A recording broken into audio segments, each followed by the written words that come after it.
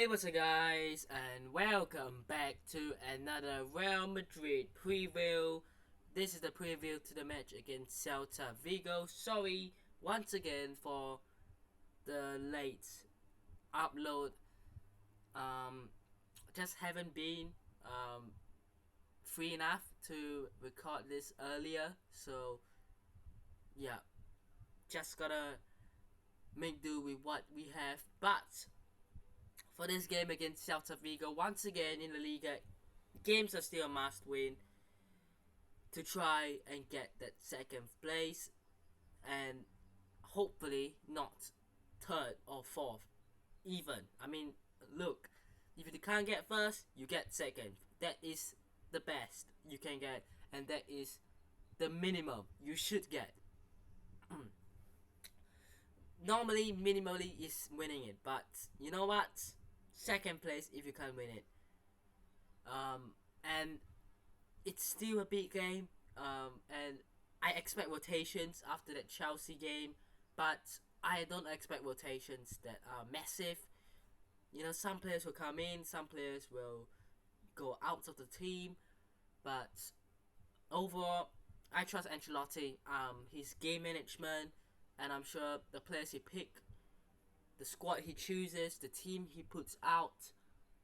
I think it's a positive side of his game management, and whatever he puts out, there will be a reason to it. So I'm just gonna put forward my team here for the game against Celta Vigo. Ingo, Courtois. The back line, I would have Nacho at left back to rest Camavinga. Mendy still out. Alaba got a bit of a knock. Gonna be out for about 2 to 3 weeks. Whether he makes it for the Manchester City game, not too sure. Hopefully he'll be back. So with Mendy and Alaba both out, you've got Camavinga who could play left back. You've got Nacho. It's a 50-50. I would personally play Nacho because he scored against Cardiff away in our last Liga game. He's, like I said, a reliable player. You know that you're not gonna get, an incredible player, but you get a player that goes out there and gives his 100% and plays and just gives it his all. So I would have Nacho at left back. Similarly, you could put Camavinga there. I would just give him a bit of rest after that Chelsea game. My centre backs, Rudiger didn't start against Chelsea. Pretty sure he came on. Why not give him another game? And then you're looking at next to him, Militao. And as much as I want to rest Militao, if you want to rest Militao and put him on the bench, you have to play Camavinga left back, because then you have Rudiger and Nacho centre back. So Militao is the only other option if you do play Nacho left back. So let's see. Maybe we take Militao off for Camavinga and then we put Camavinga left back. Nacho comes in as a centre back. But at the moment, you just have to do and deal with what you have, and realistically, that's about all we have. And then right back, I would take Carvajal out, give him a rest, and then put Vasquez in at right back. Again, another reliable player, another player that we know can get the job done and be there when we need him to. Obviously, pretty sure he got in. What was the game that he got in? Oh, there's so many games being played. I completely forgot what game he scored in. Was it Real Valladolid that he scored in a couple of weeks ago? So look, that back line I'm happy with. You got reliable players like Nacho and Vasquez. Rudiger coming in after being on the bench. Militao still playing. Courtois still playing. But except for those two that you can't really rotate, that's the back line for me. Midfield trio. Tchouaméni came on against Chelsea and had a brilliant last 25-30 minutes, or for however long he came on for. And just like Rudiger, I think Tchouaméni and Rudiger both haven't really adapted much and have been competing with other players in that position that they're playing. So I think they're now more likely to play the Liga games simply because rotation and because the Liga is basically over, and I don't want to be disrespectful to the both of them. It's not like they are not good enough to play the Champions League games, but if you ask Ancelotti, he'll prefer Alaba because Alaba brings something that Rudiger doesn't. Rudiger and Militao are pretty similar. Alaba is different. He's not that quick, pacey defender. He's not that, but he brings that leadership. Rudiger, of course, he's got some leadership in him, but there's something about Alaba that's different to Rudiger. And Tchouaméni just, we don't know. We thought that he was going to come in as backup to Casemiro. Casemiro left, and he hasn't really cemented himself as a number 6 to replace Casemiro as the DM. He's more like a centre mid. So then when you have Modric, Kroos, Valverde, Tchouaméni, Ceballos, all as similar players, you don't really have that number 6 to be the DM. And the defensive midfielder in any team is the most important position. The DM is literally the most important because it protects the centre half but also transitions into an attack, gets the ball from the defenders, centre backs, and transits into an attack. That's what the DM's job is. So it's not been the best season it could have been for Tchouaméni, for sure, but he's still adapting. I said this at the start of the year. Go and watch my first few reviews. Tchouaméni coming in, I don't expect him to settle in after a game or two. He will take at least a good year, 2 years to settle in. Do you think when Casemiro first came in, he started playing incredibly? I'm pretty sure when he first came in, he went back out on loan to Porto, I believe. So look, these players, especially players who are young and just, coming for another country, are still learning, they're still developing, they're still adapting, and we just gotta be with them, stay with them, and give them the time that they need. And Tchouaméni needs the time and needs the patience, and we have to be giving him that. That's what he needs right now. But I will play him, give him a run of games. Next to him, Ceballos. Will he send a new contract extension? Look, things are heading in the right direction. What Ceballos wants is to play. I'm pretty sure he doesn't really bother about a salary increase. Obviously, he might get that, but I think the most important priority that he would want compared to going to Arsenal or Milan is to, play.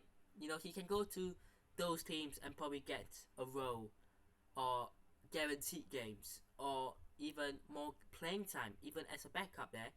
But Ceballos wants to play, and this season, particularly for the last 4 or 5 months, since realistically after the World Cup, when he has been put into the team as rotation, and because of the amount of games that has been played, he has been, the player to come in and be a rotational squad player. He's done well with the opportunity that he's been given, and why not give him another game? Because I feel like he deserves it. And whether he sends a contract extension, just like Asensio, he has still done what he could when he's been given the time and the chance. And he's done really well. I feel like this season he's done really well. So I'll put Ceballos in there. And then after Ceballos, Tchouaméni, I was thinking, who could we go? Modric and Kroos rested. I was tempted to put Asensio in there, but I was thinking about it going, are we going to realistically play such an attacking lineup? Because we've said this a lot of times, Fede Valverde brings a lot than just his attacking minded side. He comes back, he tracks back, he does the defending job as well. His pace as well. Personally, you could play Asensio. Realistically, I expect Asensio to play. But one part of me just goes, do we have to play such an attacking lineup? Maybe we might have to play an attacking lineup because Celta Vigo might be very good defensively. But Valverde is one to keep an eye out on. It could be Valverde, it could be Asensio, who knows? It's a 50-50, just Nacho and Camavinga. But I would personally play Valverde because overall he offers more. But Asensio offers a lot more attacking qualities, so Ancelotti might do it. And if Ancelotti plays Asensio, so be it. And then my front three, it's pretty obvious. I was tempted to play Rodrigo on the left and drop Vini for Asensio. So my front three was going to be Rodrigo, Benzema, and Asensio. But I was thinking about it going, I have been saying that La Liga games are important. If Real Madrid drop Vini Jr. for a game and play Asensio to replace him, doesn't that just contradict myself? And I personally don't like and I hate it when people contradict themselves. So I'm not gonna be someone who does it myself. You gotta be playing a strong team, of course. So Vini Jr. and Benzema are locked in. Benzema came off quite early against Chelsea. He wasn't happy about it. I really appreciated that he came off to give him more rest, a bit more break that he deserves, and hopefully he's fully fit for this one. Vini Jr., we know how good it's been, so the temptation of me to drop him was very high, but I decided to stick with him. And then Rodrigo, it could have been Rodrigo, it could have been Asensio, just like Valverde, but I couldn't leave Rodrigo out after those 2 goals against Chelsea. So it's only fair if Rodrigo plays again after a very good performance against Chelsea. And you might say those 2 goals are easy, they're nothing spectacular. The second goal is a tap in, but a goal is a goal, and he scored 2, and we won 4-0 on aggregate, and that's all he needs. So Rodrigo for me plays. Some changes that could be made, obviously Nacho Camavinga, who knows, Valverde Asensio, Rodrigo Asensio, Vinicius Asensio.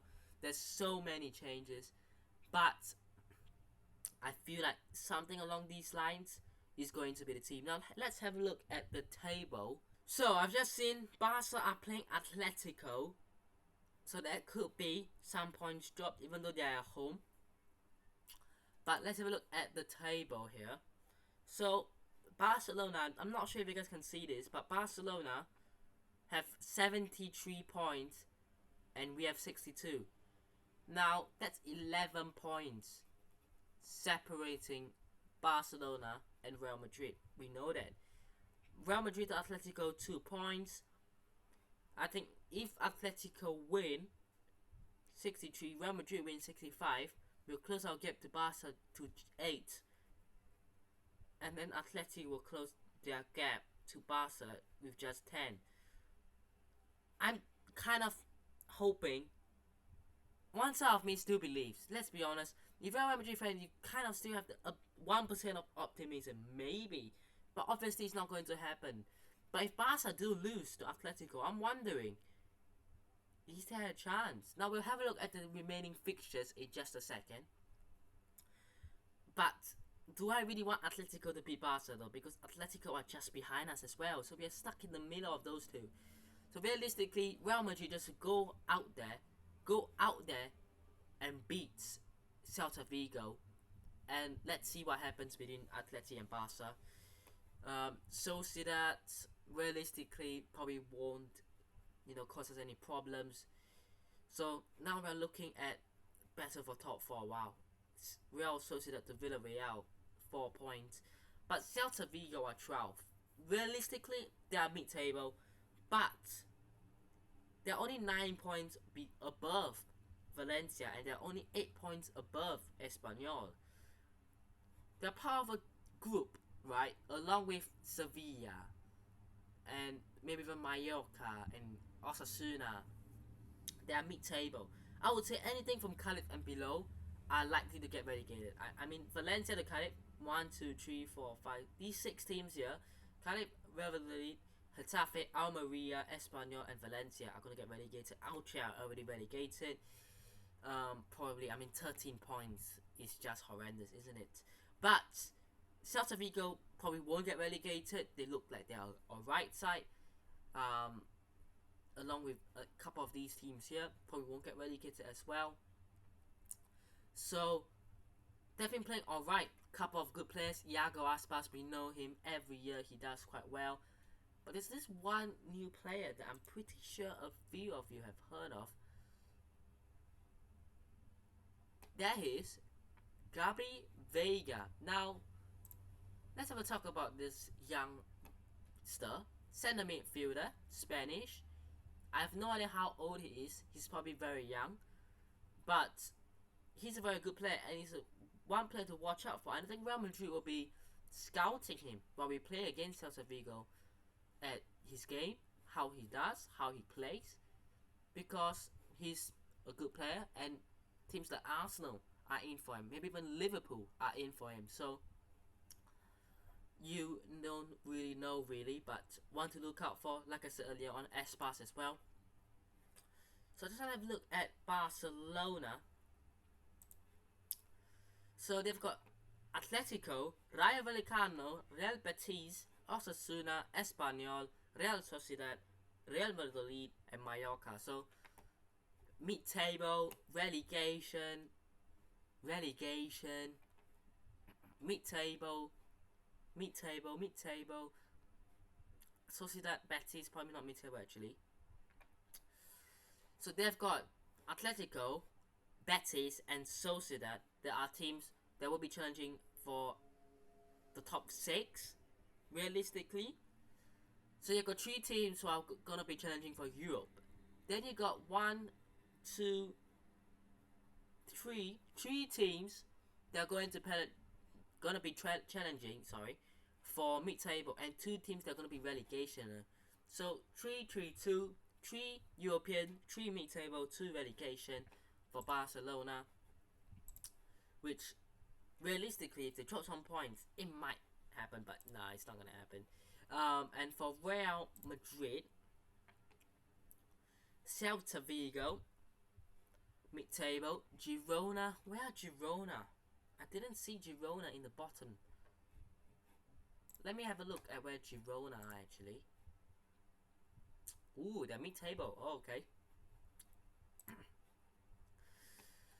So Girona are mid-table team as well. Almeria relegation. Sociedad again top 6. Getafe mid-table. Valencia relegation.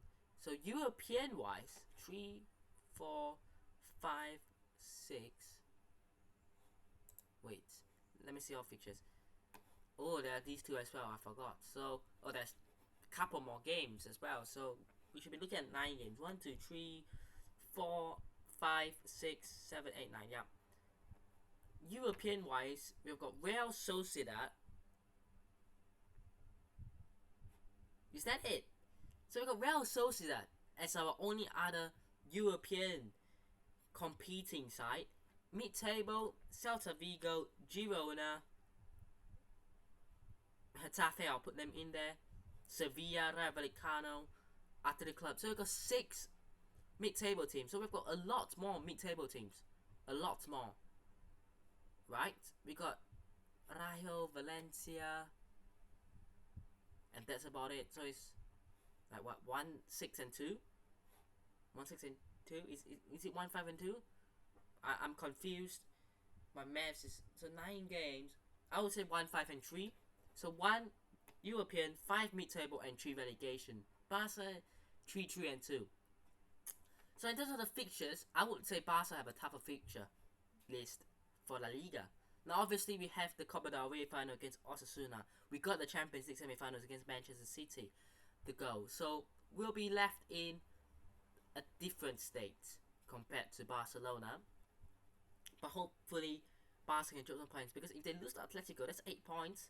And if they lose a couple more, then we'll be talking.